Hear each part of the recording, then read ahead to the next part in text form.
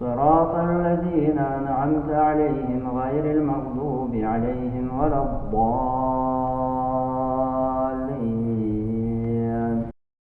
С человеком остаются навсегда только его праведные деяния и больше ничего.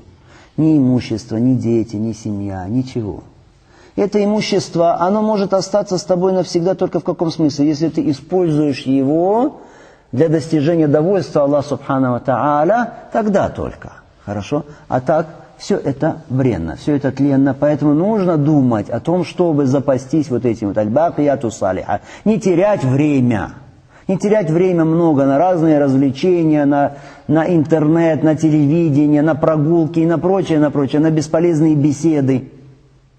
Ну, многие из тех, кто здесь сидит, когда им говоришь, ваша жизнь уже половина ее прошла, люди удивляются, как половина.